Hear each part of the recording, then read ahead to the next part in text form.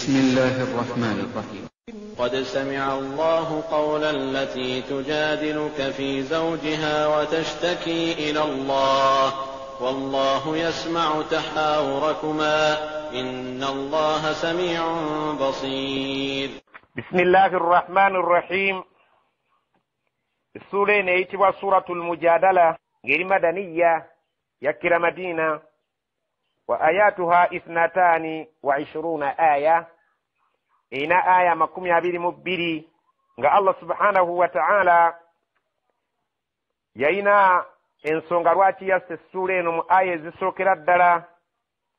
Sababu nuzulu yayo etutegeezebwa nti waliyo omukyala yali ayitibwa Khawlatu binti Tha'laba al-Ansariya. Yakkira ku mukyala Khawla muwala wa Tha'laba, omukyala munnamadiina. Omukyala oyo yasowagana ne bbaawe yali ayitibwa Awsi ibnu Samit, nga Awsi oyo ye muganda wa Qatadata ibnu Samit, omwogezi wa ahadith radiyallahu anhum ajma'in. Abafumba abo ababiri nga bakyankalanye. Omusajja yali ayitibwa Khawla yavaamu ekigambo ekyali kikozesebwa obudde obwo, ng'omusajja bw'aba akyogedde kiba kitegeeza nti mukyala we amutadde baawukanye mu mbeera y'obufumbo. Ekigambo ekyo kyali nga kigamba nti anti alayya ka dhahri ummi, nti mukyala gwe okuva na leero omugongo gwo gufaananira ddala omugongo gwa nnyabanzaala. Kyali nga kitegeeza nti awo okwawukana mu mbeera ey'obufumbo talaka emaze okuyingirawo. Mu bitabo eby'amateeka kye kiyitibwa zihar, omusajja okufaanaanyiriza omugongo gwa mukyala we omugongo gwa nnyina mu budde obwo kyabanga kitegeeza kubeera nti baawukanye era talaka emaze okuyingiramu mu bufumbo bwabwe. Omukyala oyo bw'amala okubeera ng'akitegedde nti bba ayawukanye naye, yakukkuluma ensonga ze n'azitwala eri omubaka sallallahu alayhi wasallama, n'awaabira bba nga bw'annyonnyola nabbi sallallahu alayhi wasallama nti omwami angobye oluvannyuma lw'okuvaamu ekigambo ekitegeeza nti twawukanye, naye nga bwe mutunuulira musajja munafu, musajja mukulu, kubanga baali bakuze mu myaka, tayinza kusobola kweyimirizaawo singa mba nvuddewo, tasobola kwefumbira, tasobola kweyoleza wadde okwerabirira. Ate nga nange nga bw'ontunuulira emyaka girabika giŋŋenzeeko, abeewaffe sikyalina yammanyi. Ate nga tulina ezzadde lye tulabirira nga lirabika linafu, singa ngezaako okugenda nalyo ewaffe sijja kusobola. Abaana bajja kubula, tebajja kutegeera kika kyabwe.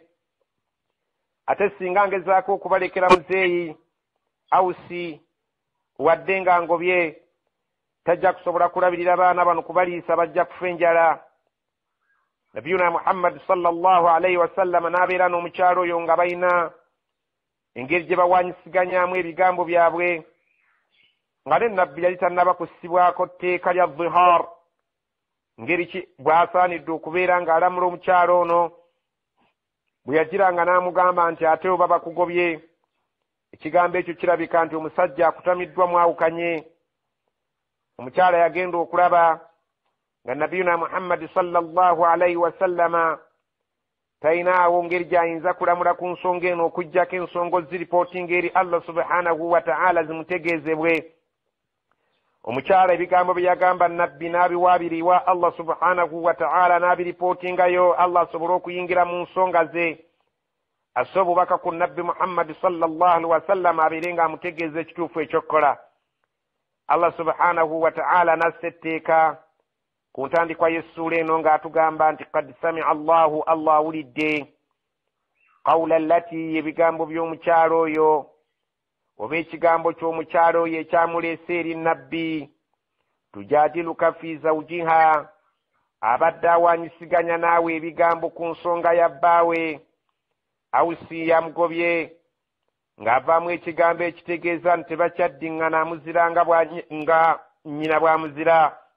Allah subhanahu wa ta'ala awulidde ebigambo ebibadde wakati wammwe ababiri bwe nabbi Muhammad sallallahu alaihi wasallam n'omukyalo oyo ng'awaaba naawe byobadde omuddamu oluvannyuma lw'okubeera nti akutuse n'essuubi okuva gy'oli ku lw'okubanga tobadde na bubaka ku nsonga eyo bwali busse bubeere nga buginnyonnyola butya bw'onoobeeranga ng'ogiramula bw'ebanga eguddewo wakati w'abantu omukyalo eyo wamala okuggwamu essuubi gy'oli watashtaki ila Allah ensonga ze n'aziripootinga ewa Allah n'awaaba n'agenda ku mbuga ennene n'abeera ng'ajulidde n'awaaba ensonga ze eri Allah subhanahu wa ta'ala wallahu yasma'u tahawurakuma Allah awulira bulungi emboozi eri wakati wammwe ababiri bwe nabbi Muhammad sallallahu alaihi wasallam n'omukyalo oyo Allah agiwuliriza bulungi nnyo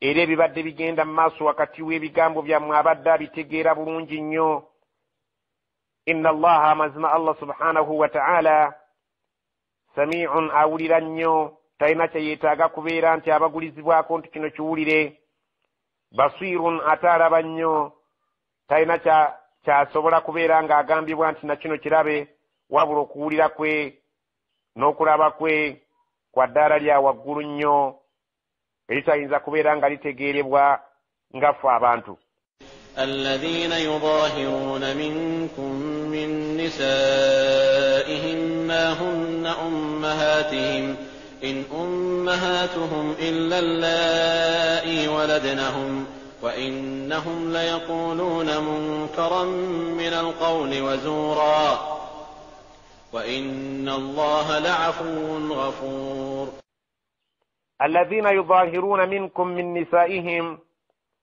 abantu abalikozesa ekigambo ekya dhihar abasajja abaligamba bakyala baabwe nti emigongo gyabwe gifaanagana n'emigongo gy'abanyaabwe ng'ekiruubirirwamu kubeera nti baawukana mu mbeera ey'obufumbo abasajja abalikikola minkum mummwe abasiraamu min nisaihim nga bakigamba bakazi baabwe be baawasa obuwasa Allah abategeeza nti ababadde n'omuzoogo bakitegeera okuva na leero ma hunna tebabeerangako bakazi bammwe ummahatihim bakazi abo tebabeerangako be mwawasa ma hunna tebabeerangako abakyala abo be mwawasa ummahatihim tebabeerangako bannyaabwe ekyo mulina okukitegeera okuva na leero nti abakyala abo abaawasibwa abakkiriza ne mubajja mu maka g'abakitaabwe tebabeerangako bamaama bammwe abannamaddala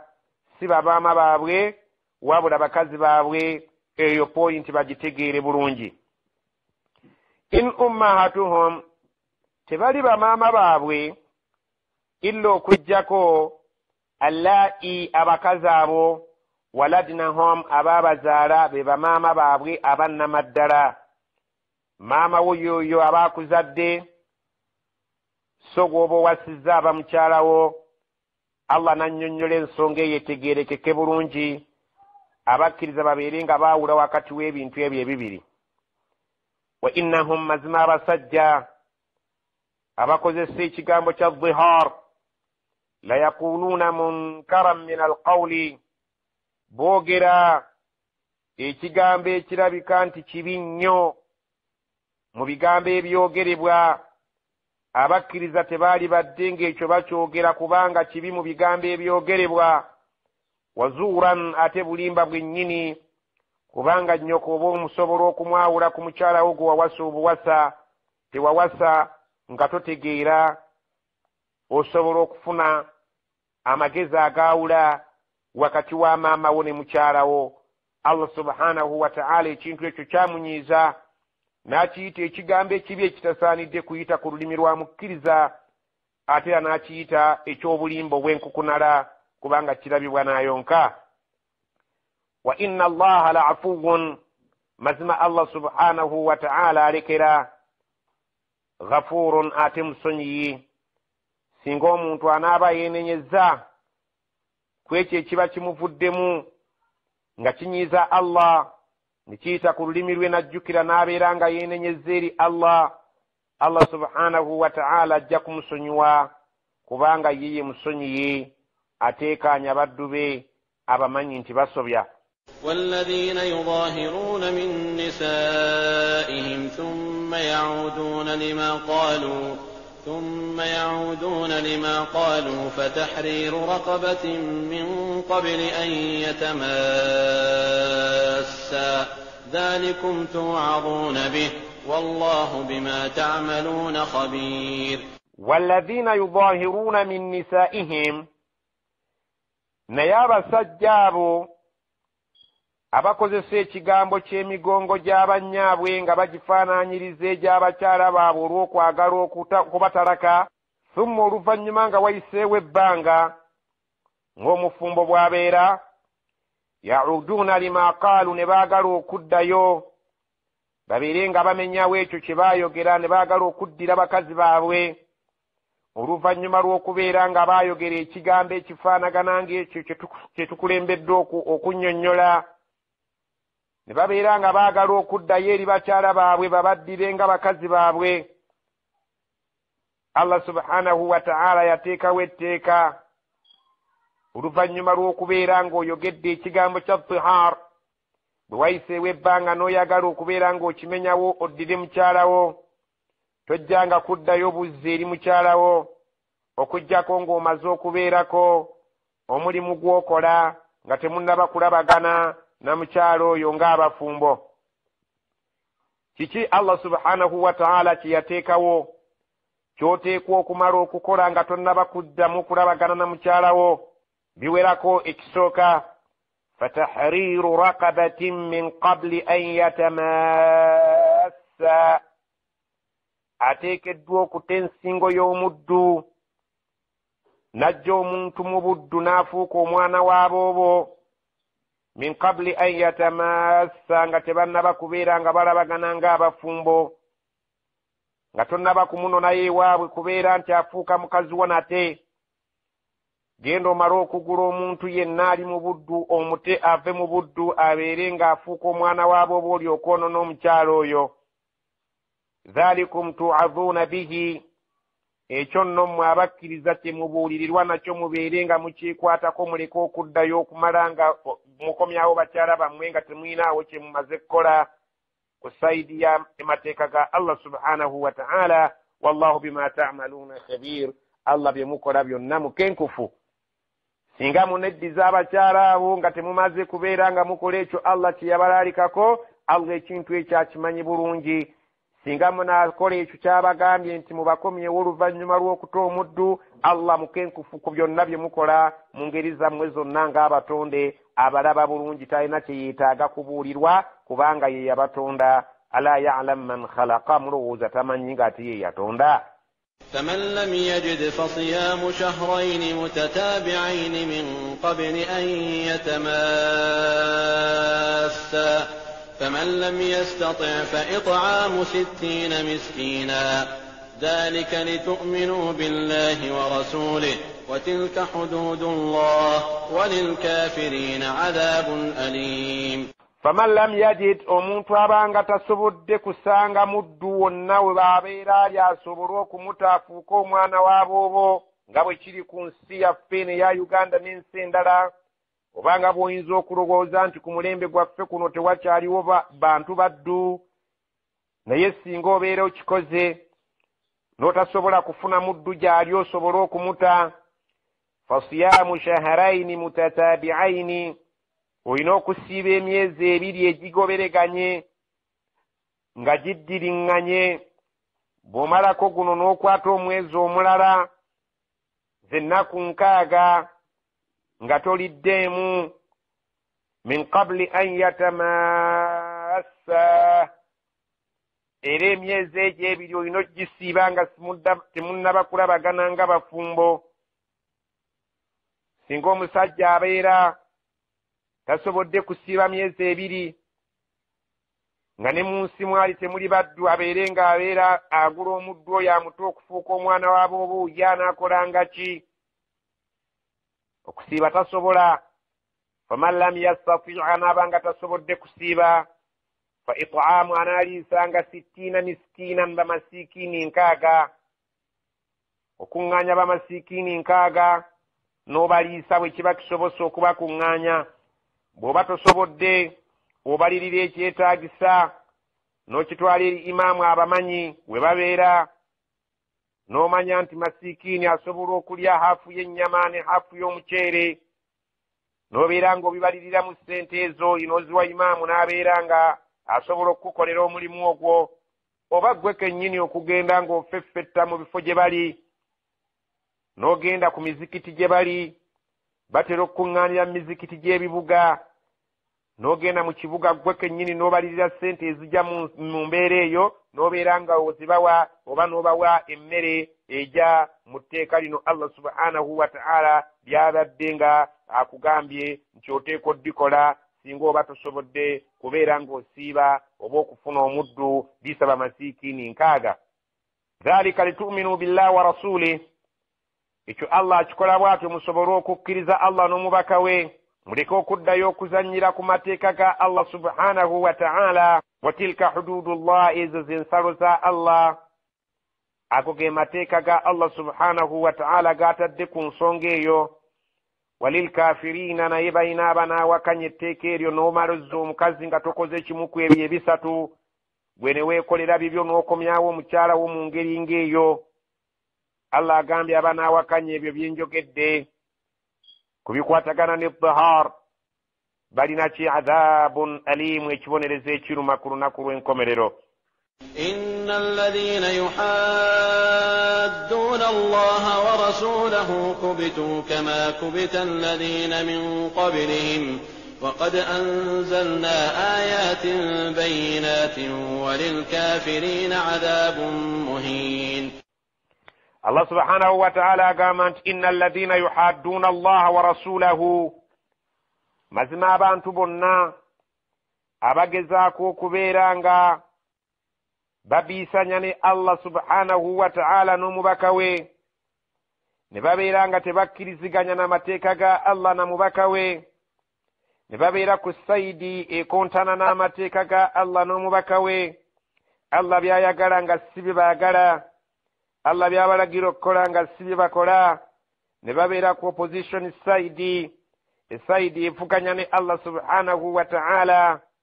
Allah agambye wonna we balibeera bali mubategeeze abo abakontana ne Allah subhanahu wa ta'ala n'omubaka we, kubitu, nti abo bamaze okubeera nga bakkakkanyiziddwa, kama kubita alladhina min qablihim, nga bwe bakkakkanyizibwa abo abaabasookawo. Waliwo bannabbi abaasooka mu nsi muno ne bafuna obuzibu olw'okubeera nti abataabakkiriza baali bangi, abakkiriza ne babeera batono, naye obungi bwabwe Allah subhanahu wa ta'ala teyabutyanga, n'abakkakkanya enkomerero ya byonna ne babeera nga be bawanguddwa, bawangulwanga na kubeera nga Allah abasaanyawo n'okuzikirira mu ngeri ey'ebika eby'enjawulo. Na bano abali ku mulembe gwa Nabbi sallallahu alaihi wasallam babannyonnyola nti bonna abanaagezaako okubiisanya ne Allah subhanahu wa ta'ala n'omubaka we, mubategeeze nti bamaze okukkakkanyizibwa, bamaze okuwangulwa nga bannaabwe abaakulembera bwe baakigwako, era na bano bakirinde. Allah subhanahu wa ta'ala buli lunaku bulijjo abeera ataasa ababaka be, n'abeera nga ataasa abakkiriza bannabbi be, so nga bali abatakkiriza balina kukkakkanyizibwa n'okusaanyizibwawo n'okubeera nga Allah subhanahu wa ta'ala oluvannyuma lw'okuva mu bulamu bw'ensi atajja kubateekako ekibonerezo era eky'obukkakkamu. wakad anzalna ayatin bayyinatin, ffe tumaze okussa amateeka gaffe agalikkiriya agannyonnyola ensonga ne gajaanika n'ebeera mu musana nga bwe twagala ekolebwe.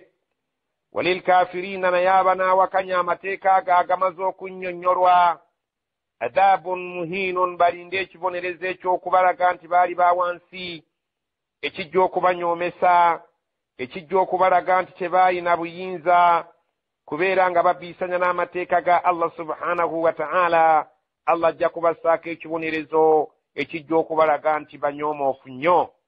يوم يبعثهم الله جميعا فينبئهم بما عملوا أحصاه الله ونسوه والله على كل شيء شهيد. يوم يبعثهم الله جميعا bajjukire nti waliyo olunaku bonna Allah subhanahu wa ta'ala lwajja okubazuukiza abajje mu kabbuli zaabwe bonna nga tewali n'omu asigaddeyo.